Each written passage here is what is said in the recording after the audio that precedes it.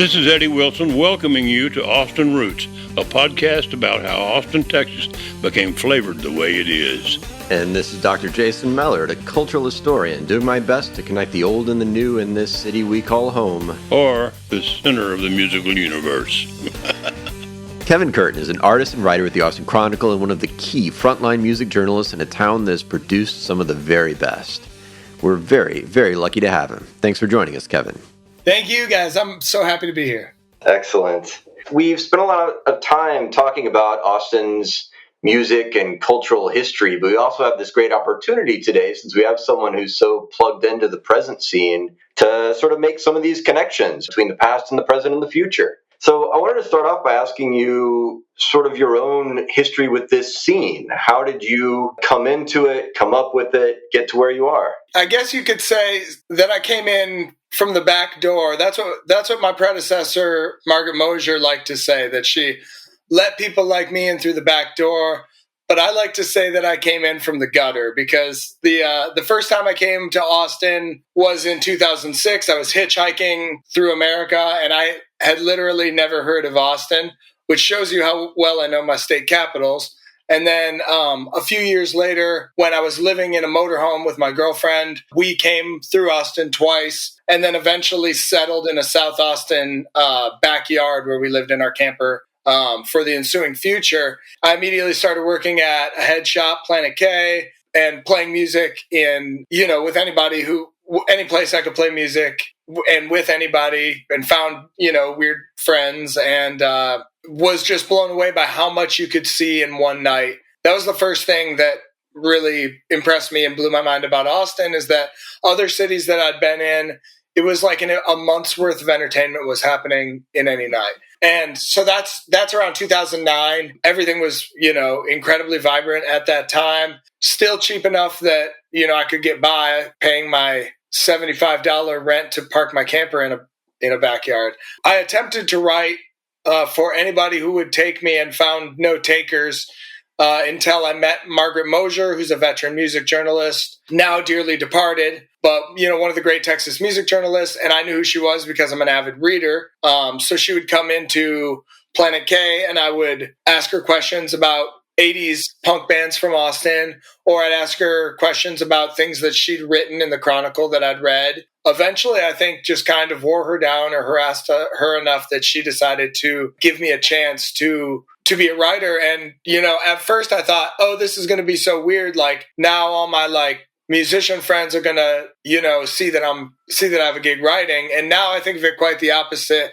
99% of people know me as a writer, and 1% knows me as a musician. Nonetheless, I'm out at a club, 5 to 6 nights a week. Often, more than that. The pandemic's changed that, obviously, but for a couple of years I was keeping track, and I was going over than 300 shows a year. Wow. Yeah. And how did the two of you come to know each other? I know that Eddie holds you in very high regard. I've heard great things. So, well, I think Eddie Wilson likes to surround himself with good writers, and that makes me feel good, because it makes me feel like a good writer, because the quality of writers otherwise that he hangs out with is quite high. I think that, I met Eddie through just my work with the Chronicle. I feel like I've always known Eddie, but I think that's when you meet somebody who is maybe so ingrained in the world that you are involved in, or maybe even a catalytic force in that culture, I would definitely say that I knew of Eddie's deeds, mystique, and notoriety before I'd met him, and I think that we became fairly... You ain't heard nothing yet. And I think you missed out on a subtitle for your memoir there, the deeds, mystique, and notoriety. That's good. Yeah. Well, I have a great deal of, like you, Jason, I follow Texas music history in a pretty involved and acute way. And, I read all the books. Eddie's got a book that kind of belongs on everybody's mantle. The Armadillo World Headquarters is, just foundational cultural thing in Austin, in that very, very, very top line of Texas music venues. So I think I'm a fan first and a friend second. Down, boy, down. And what do you remember about Kevin coming onto the scene, Eddie? Probably Dennis was a person that really, made me acutely aware of what a spectacular force we were dealing with. And Kevin, I try to pay attention to all of the young people that show up trying to get to the point that they can know it all. Kevin, it's easy to know when you've got somebody who's got enthusiastic potential. You can really ignite something there with a piece of information. While most people aren't listening, he'll pick up on something that I say that then I've got to justify. Then I got to make up a story to go with it. You mentioned Margaret Moser, who's really one of the deans of music journalism in this town and in this state. The both of you are part of this sort of long lineage at the Austin Chronicle. I thought we might talk a little bit about the role that the Chronicle has played within this scene. So, in most of this podcast, like I've said, we talk a lot about that kind of 60s, 70s foundational period. And when the Chronicle comes in, it sort of picks up that next chapter in some way. Yeah, that's 81, and Margaret Moser's there on day one. Right around that same time is Michael Corcoran, who's also highly regarded writer and also a character of some notoriety. The first thing I'd point out is that what's really a 40-year lineage of the Chronicle, surprisingly, there's only been, I think, 7 people who've done the music news column. So it was Corcoran and Margaret and Ken Leake and Chris Gray and Austin Powell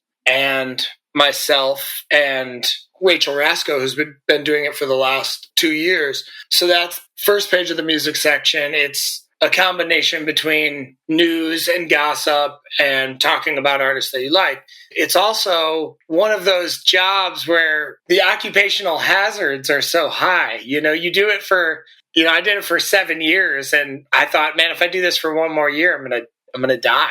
I'm gonna die. You stay up so late, you wake up so early. Everybody is calling you to ask you a question, or you're calling them to ask them a question. And it's just such an intense job. So everyone who's done it, I give a lot of respect to for the very practice of having this weekly column and this load of responsibility to do something that is an actually not very responsible action. But one thing that I think about it is that when I go around to different cities today, or when I go to an alternative news media like conference or something, there isn't really any other papers that have a scene column. You treat people who walk the same streets as you as kind of stars, still in an approachable way, but you report on their doings and their life. And I think that it's just an interesting part of the music ecosystem, right? It's like you're a dedicated press corps for emergent Austin talent,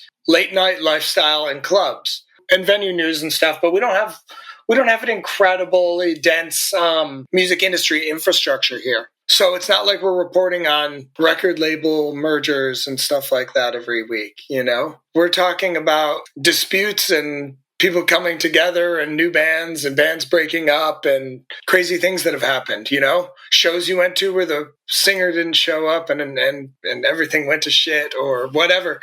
So that column to me is this really kind of sacred thing, and I feel very, very lucky that I got to be part of it.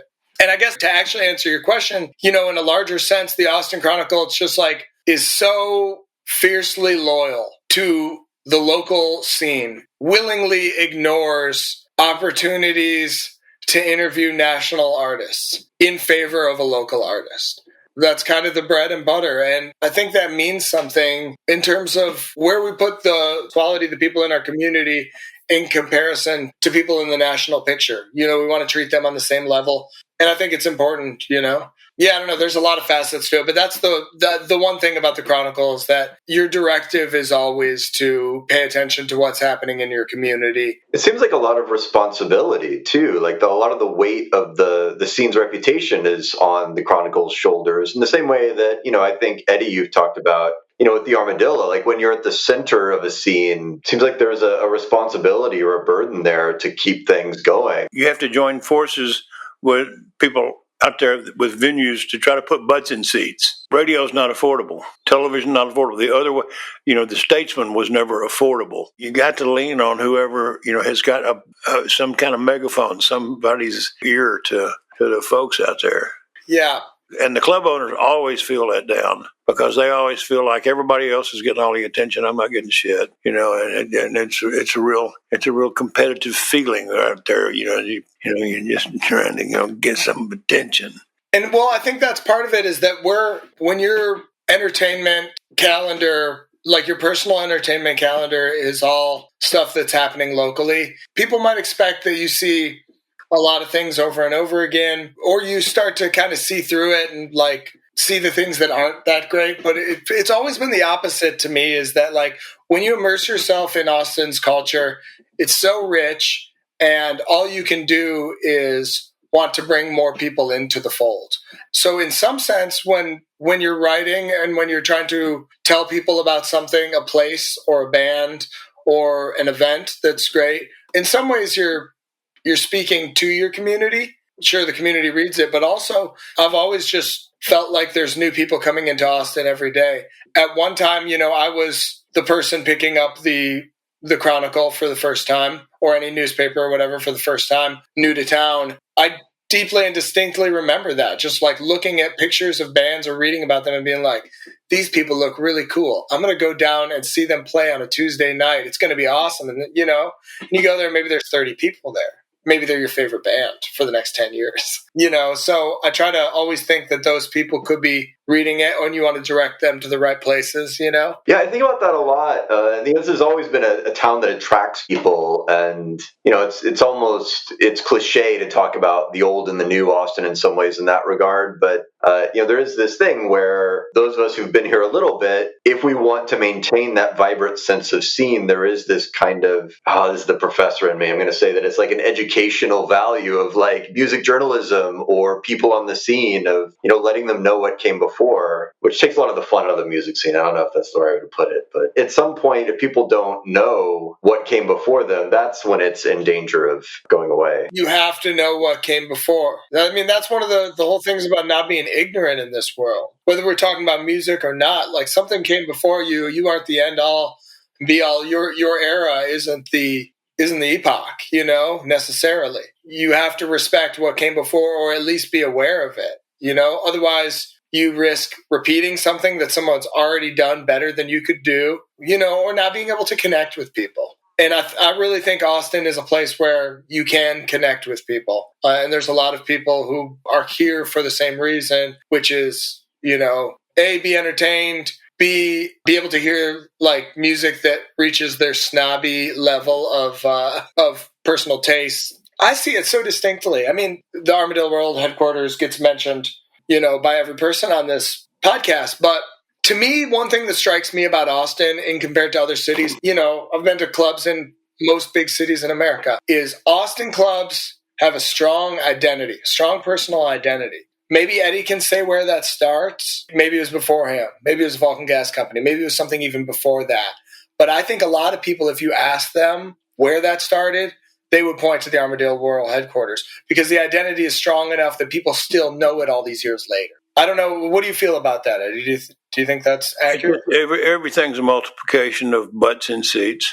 If you put 5,000 people in the Armadillo in a course of a week, and you put 75 people in a little joint, the Cactus Club, say, over a period of years, the difference in the two numbers really is amazing. And the fact that the Armadillo held so many people, and we gave it our best shot, have something going on every night, even though we had to mix it up with ballet and jazz one night, bluegrass the next, ballet the night after that, and then perhaps a little theater piece from, the Earl of Ruston or something. We were in the entertainment business, saddled with a place that was too big to put very many people in very often.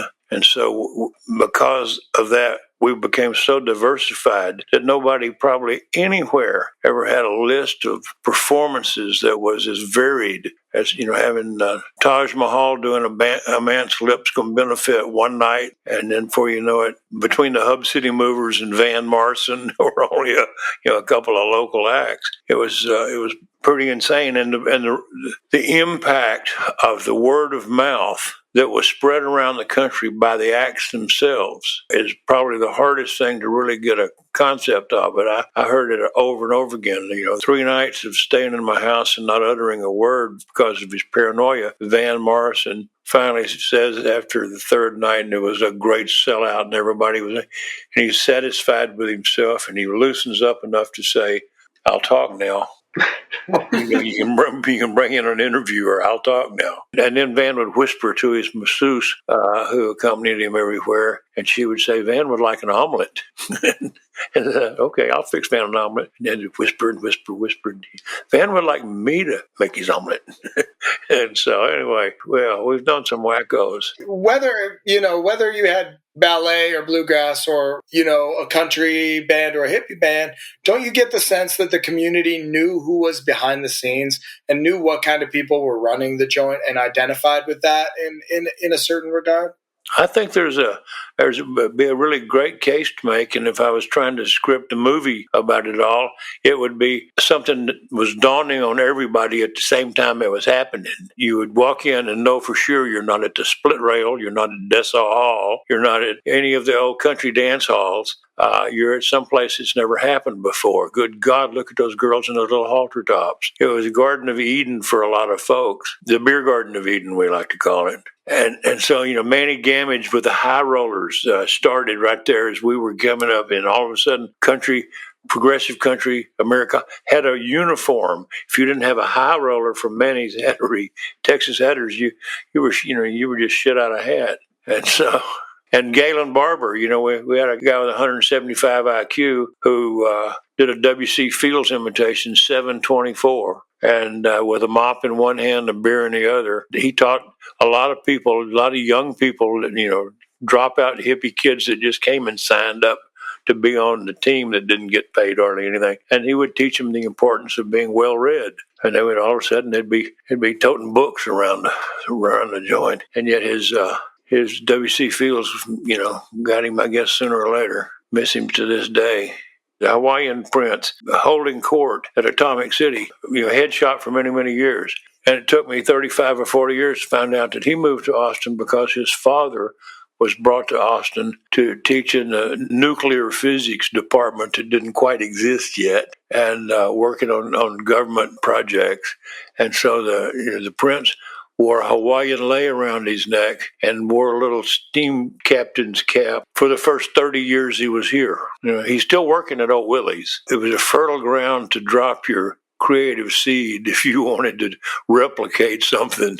We've always had a character who was kind of leading the march of characters in town, and everybody, pretty much knew who the goofiest one was. But the one with the long stem rose that he kept on his finger night after night after night in front of the Esther's Follies window on 6th Street, eventually became part of the Esther's Follies act. I mean, so much of the magic of scene is that it's when you come to trust the people who run the clubs to have some kind of responsibility to the scene itself, right? When a scene is firing on all cylinders, it's because there are venues that you'll buy a ticket to go inside, and sometimes you don't even know what you're going to go see because you trust the people who are doing the booking, right? So I think the Armadillo had some of that, like with all of its variety, and that you knew that the people who ran the place came from the scene. It wasn't like going to a show at the City Coliseum. And then, the Vulcan was kind of the same way. I think Emo's later, and it's, downtown, that have this kind of hybrid of the local and the national, right? You're going to see some big national acts there on occasion, but you're not necessarily just going to see these touring bands. The ideal thing is that you take a local band and turn it into a national act. You give it the right exposure that it needs, and you give it the kind of support it needs. The audience gives it the kind of feedback that it needs to keep some sort of passion burning. And then all of a sudden, you've got a ZZ Top, from just 3 decent players, and that was manager magic. They were managed by an old record salesman who was a thug who didn't take shit off of anybody, but he took every nickel he could get from anybody. Ham. He worked the box office by himself when ZZ played Armadillo the first and second time. And he cut a hard deal, and I couldn't make myself guarantee. I'd have made more money if I'd have taken the guarantee and paid them. But I didn't know how many people were going to show up. And then all of a sudden, we were buried in money from the ZZ Top door. And the only person working the door was Bill Ham in the little box office by himself, taking that money just as fast as he could and just throwing it on a box on the floor. One of our guys went in to see if he might need any help. And he opened the door and stepped 1 foot in, and Bill Ham swerved around with a pistol right on his belly button. I don't need any help. Get out. Shut the door. Yeah, he was a tough school. Can I ask a question? Yeah, please. The Downtown Emos was the biggest venue in my early days in Austin, right? From then until today, Red River and the Red River district is kind of a ground zero for Austin clubs. It kind of fulfills this promise of Austin where you can go to 3 shows in one night without getting in your car. People worry about it now. I mean, especially coming out of the pandemic, what's going to stay open? How long can these clubs exist in a area that will be increasingly expensive, even though it's kind of kept low by the homeless services buildings also in that area. One thing that strikes me is what today is considered the Red River Cultural District. Eddie, you opened a restaurant after leaving the Armadillo, the Raw Deal, correct? Right. Were there any music clubs on that Red River and 7th kind of area?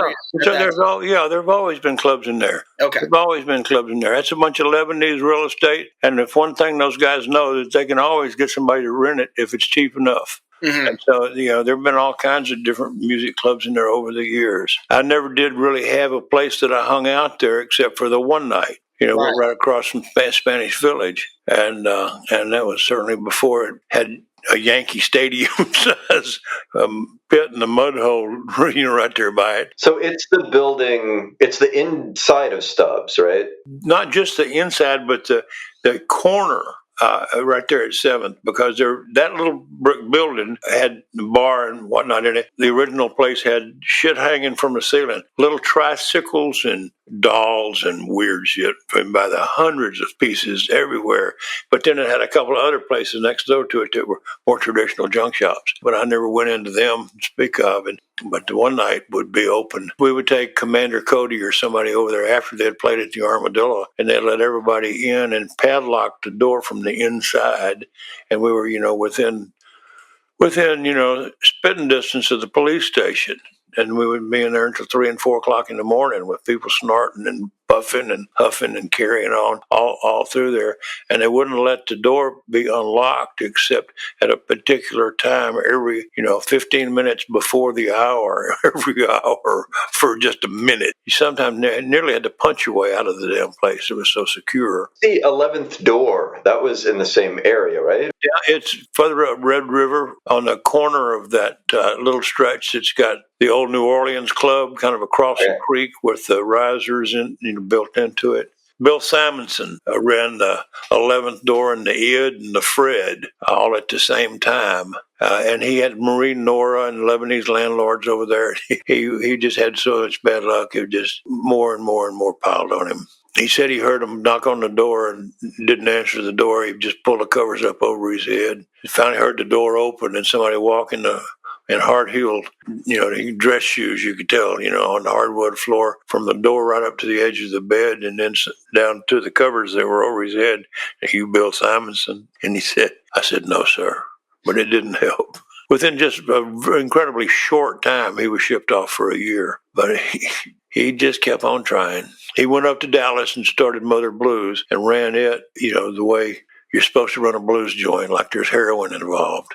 Bill Campbell broke his back one night just by accident. Simonson's feeling really good and running down the little wheelchair ramp. Campbell's loading off with Mr. Threadgill to the car. And Simonson, little bony guy, jumps up on Big Bill's back. Bill just reached up and grabbed him and threw him over his shoulder and broke his back in 2 or 3 places. And just having fun. Do you know Bill Campbell, Kevin? I know a great deal of Bill Campbell. I kind of think of Bill Campbell as the white whale of Austin music journalists because, first of all, he won't talk to the press. Second of all, he won't abide by anyone else talking about him to the press. So merely out of like, I think over the years, there's been a lot of journalists who've wanted to recognize Bill Campbell's talents and long contributions to Texas music. And, you'll talk to someone who plays with him maybe or something. They'll be like, man, I got some great stories. Yeah, maybe we can talk. And then they'll call you back and they said, hey, I talked to Bill and he said he would murder me if I talked to you.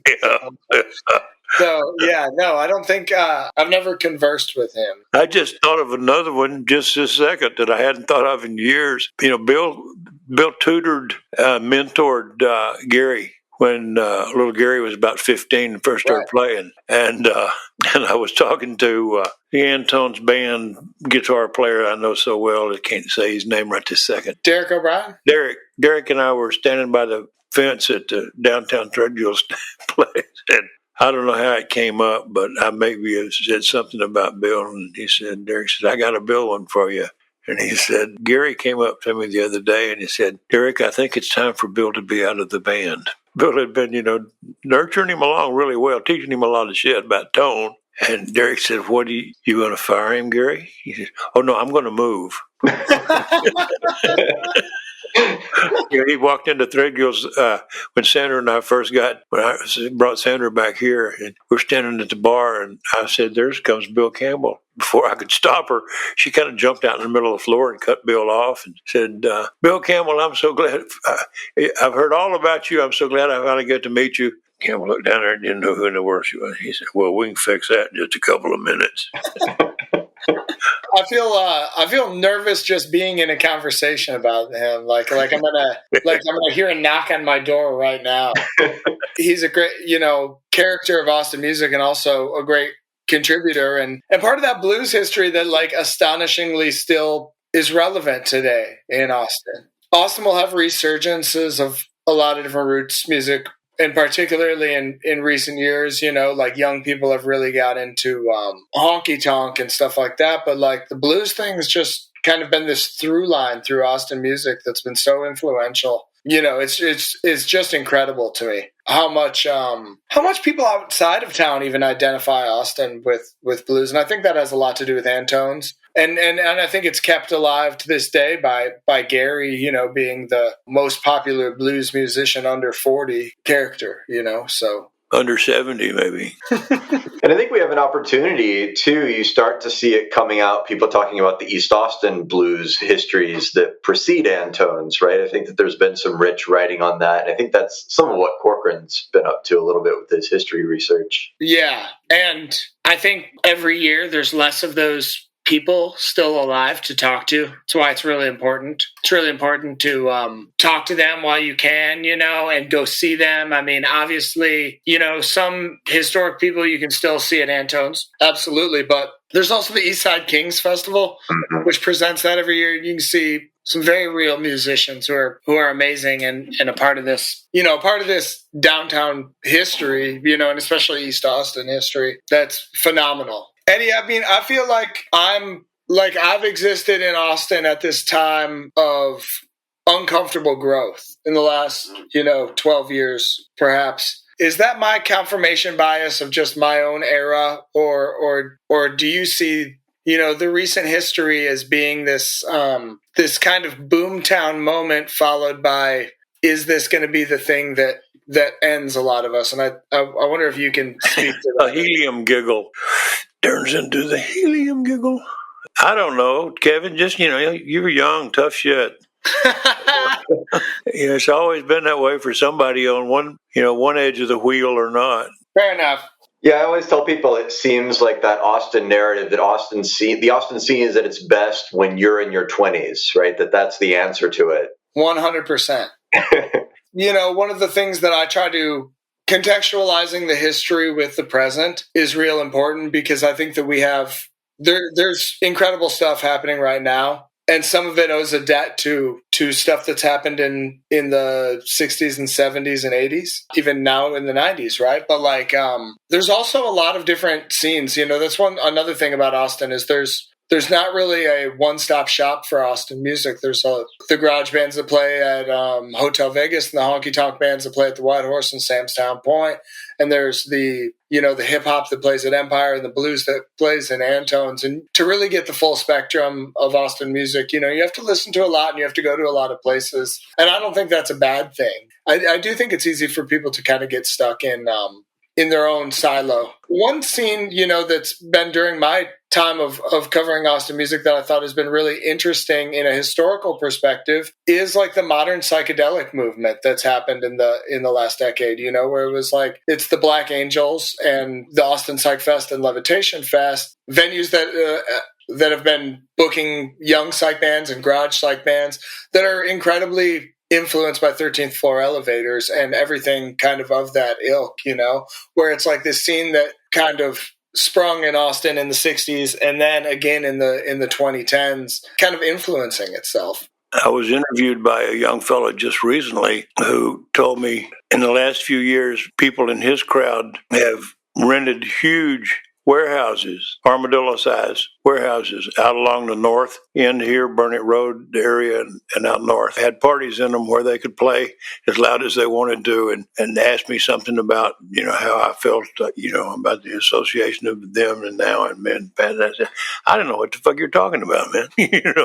Why would I'll be the one to put together, how it relates to this, that, or the other, because you just opened my eyes to something I didn't have a clue was going on. Right. Well, that's what's so remarkable about that new psychedelic scene is that it sees itself as so connected to that history, right? It's both reverential about that history, but it's its own modern thing that has a young audience. It is really, it's a special one, yeah. Including the projectionists, which is a very 60s thing. What I call the blobby light show. You go to some of those venues and those shows and it's, in some way an homage, but people are making really interesting music. I've always thought it's this Austin atop of Austin kind of feeding on its own self cycle thing that's kind of beautiful. We've been talking with a lot of the Austin to San Francisco guys and learning that history, the way that, American psychedelia is so much built on this Austin story and not everyone knows that. Absolutely. I think the only person who legitimately thought that the sound waves they were making in the 60s would still be influencing young people in the 2010s and the 2020s. There's only one person who actually thought that, and it was Tommy Hall.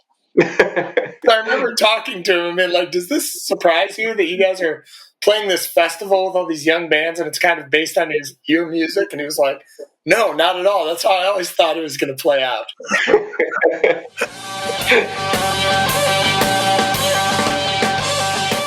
How does the digital start to change some of this and what y'all do with the Chronicle? And some of this is me being older and trying to wrap my head around it, but I find myself consuming media in different ways. It was different when the Chronicle was something that I would always physically sit before me and page through the listings, as opposed to when I check it now and look at the digital listings. And I wonder if y'all think about the different ways that people have engaged and how that changes over time, and then how your social media personas too kind of influence some of this. I think I perhaps see it a little different than the overall Chronicle, leadership. And one thing that I kind of respect about the Chronicle is that they appreciate being a physical artifact. Nick Barbaro, our owner, thinks about making a paper above all else and what's going to go here and what's going to go there and what it's going to look like in somebody's hands. And of course, the writing's been on the wall for decades that the printed word is not the end all be all of journalism. So sometimes it's maddening to me, like how many people are going to read this in print? Like thousands of people are going to read it online, tens of thousands more people are going to read it online. But there's kind of this ethic about the print for the Chronicle that I think is noble in a perhaps not financially motivated way. Like I wouldn't be surprised at all if we're the last alt weekly that exists in America someday. Well, it's headed that way. Of course it is. It's headed that way. It was among the first, and it's been among the last now for a long, long time. Sure. He's got his boy designing the cover. Amazing. A lot of the ways that I present my thoughts about music, my way that I interact with music, and I guess my own character or persona is through videos online, right? And in a normal year that's not a pandemic, a lot of my music feed is video of great shows that I'm at. And I think a lot of people tell me that they find out about a band through me that way, right? I try to think of it all as components of the same thing, which is sharing good music, turning people on to new stuff that is happening or really interesting, or old stuff that's happening. I mean, there might be somebody, good stuff. Yeah, I mean, there might be somebody who's 19 years old. In fact, I know this has happened where it's, somebody who's 18 or 19 and they like see a video of me at a Flaco Jimenez show or something and they're like, that's the shit, like, wow, what is this? Can I go see that guy play? Like, yeah, he plays here every 3 months or whatever. So I think it's all kind of components of the same thing. And then nowadays, it's like we spend as much time in the last year, reviewing singles and video releases as we do albums. So there is some kind of adjustment, the way that people listen to playlists on Spotify or rather than an album. But the one thing that's I think kind of good about the Chronicle is that because it's a low-paying job, it's a pipeline for young writers to start off. So we always have new people who are in college or fresh out of college or just dropped out of college. People who are fresh into it and have a fresh perspective and are into their peers' music. And those people are going to bring the kind of the angles of the way that younger people digest content. We just did our whole music awards thing as a series of short videos. The pull something out of your ass because you have no other options in a pandemic kind of thing. They got watched a ton of times and had great feedback. So we know that people like to digest short video content. So I do think that that's the future. And I like sitting down with artists on camera and talking to them. And I think we can have real conversations like that too. So yeah, I mean, I'm excited. I'm one of those people who's like, I'm young enough to not be bummed out if print is dying a slow death. I'm always excited about the future, but I think that the Chronicle will kind of do both for quite a while. So even if the Chronicle is the last alt weekly, you will not be the last music journalist, is what I'm hearing. When you talk about a club changing hands or somebody making a political stand with their music and saying like, I'm not going to do this because of this, people follow it because people in Austin identify through music. So often what's happening in music is reflecting the actual societal realities that people in Austin live, so I think you can tell stories of Austin through the Austin music community. And that's one way that I always try to approach things because music is so ingrained here.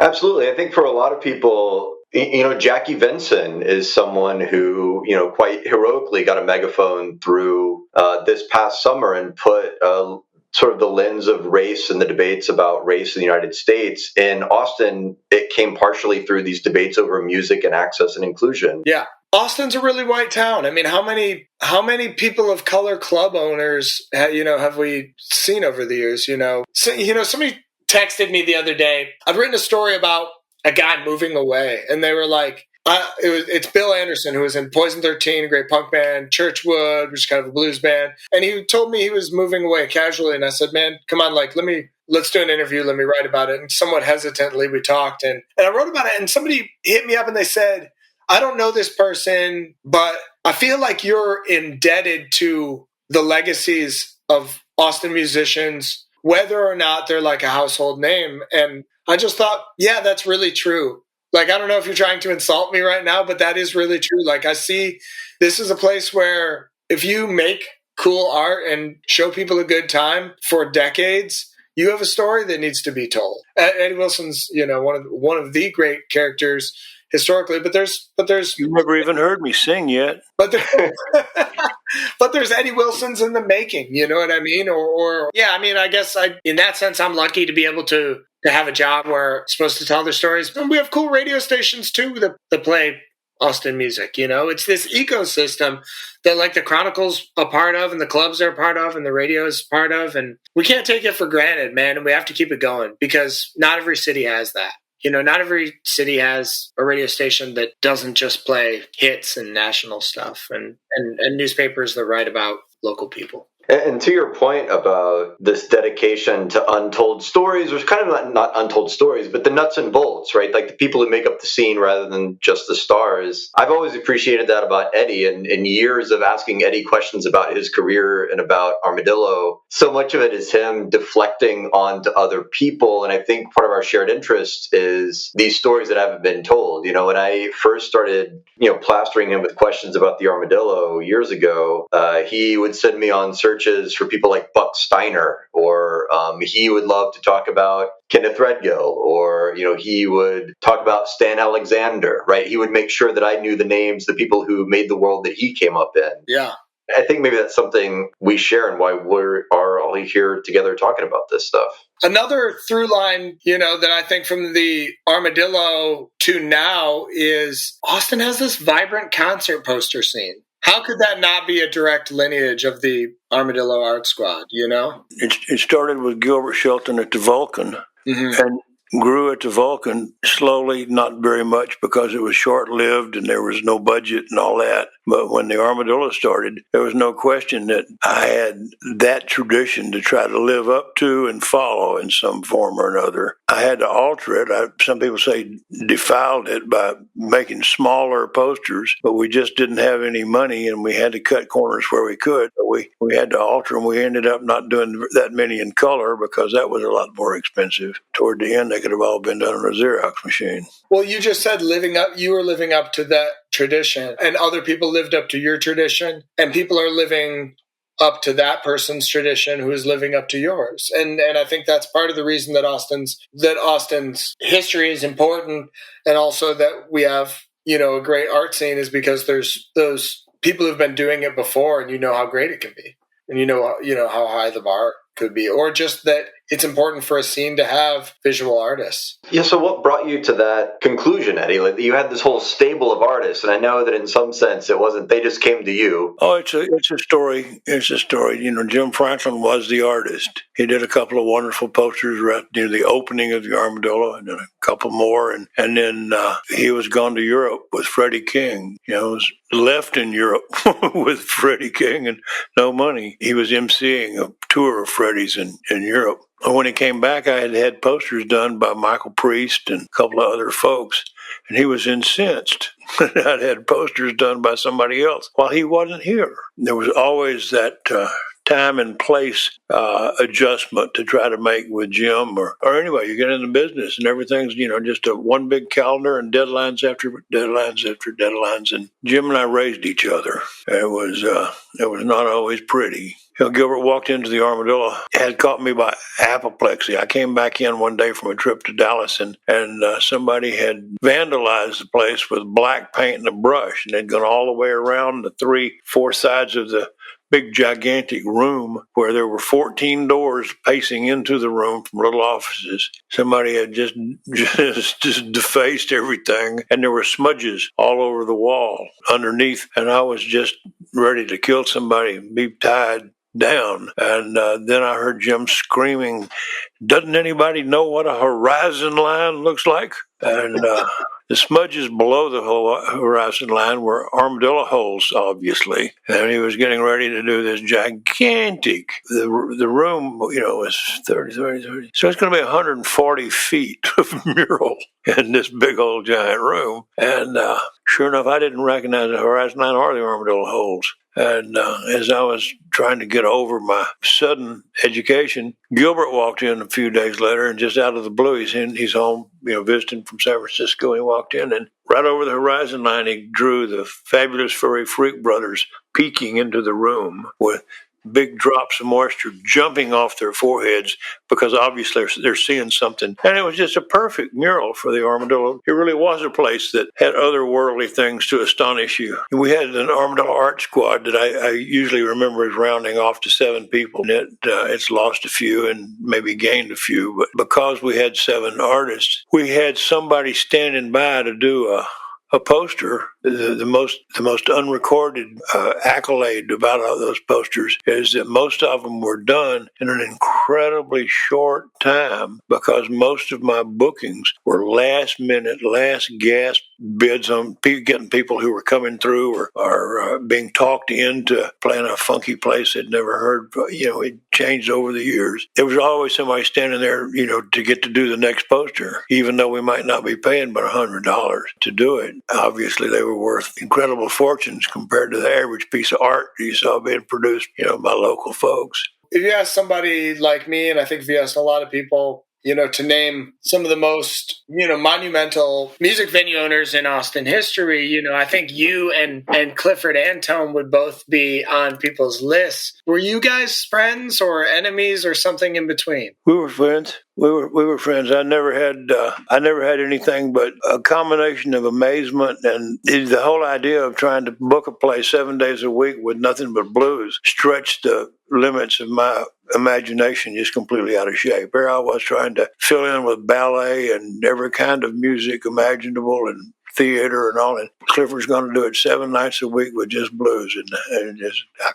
I just couldn't imagine such a thing. And he stuck to it up until the time that he got into about the same kind of thin waters that I was in, but years later, and started booking Asleep at the Wheel. And Asleep at the Wheel could be as much of a jazz act as a country act. So it was an obviously kosher thing to do. Yeah, this is their 50-year anniversary this year. And Armadillo as well. Really? We opened Armadillo in 70. I brought Ray to town the first time in 72. Right. And he stayed at your place when he moved to town, right, Eddie? Ray did, yeah. Yeah, I can still see those feet sticking over the edge of the guest bed. Yeah. Ray slept in the same bed that little Van Morrison slept in when he slept at my house. I wish that we could just see a visual representation of all of the weed that Ray Benson has smoked in those 50 years. Because he just, has an appetite. He's like one of those old cats that even puts me to shame when we're together. He fit in real well when he came here.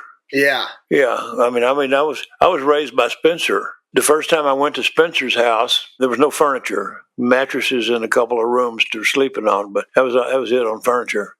We sat down in the living room, and he rolled one of those beautiful bombers of his with those hands with fingernails so long that he uses those for spoons. We used to go to gigs out in the woods somewhere, and I said, "Oh my God, where's Shaman, the boy?" And Sue said, "Well, he's over there in that drum."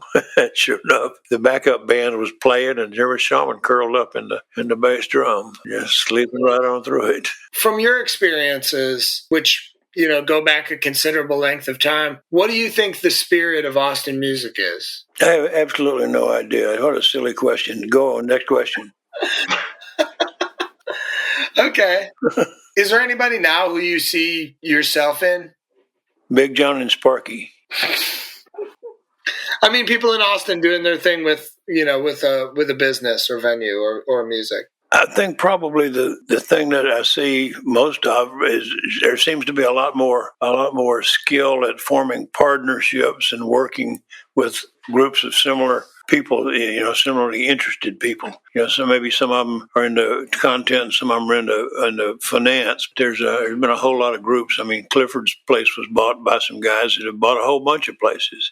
And I hadn't tried to keep up with any of it because it's really hard to get my attention and hold my interest. Dennis is probably just the perfect example of what a good operator is supposed to be and supposed to do. Just the most likable guy I'd ever want to meet, who knows how to stand up for himself, not get pushed around, and seems like he has a bunch of real satisfied people working for him. He knows how to treat employees well, and he has the same problems that we've all had. He gets a joint running really well, and then somebody starts going up and up and up on the rent. So I'm hoping that the deep South Austin place will provide him a little bit of slack.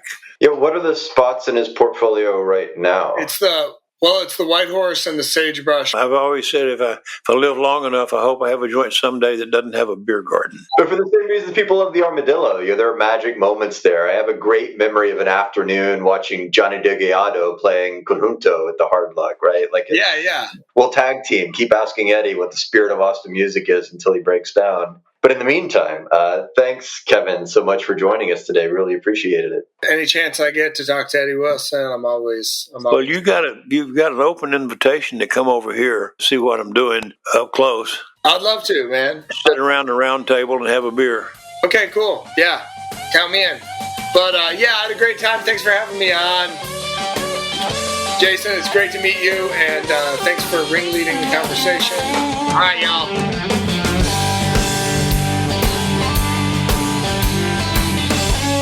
Austin Roots, executive produced by TSSI, produced by Renee O'Connor.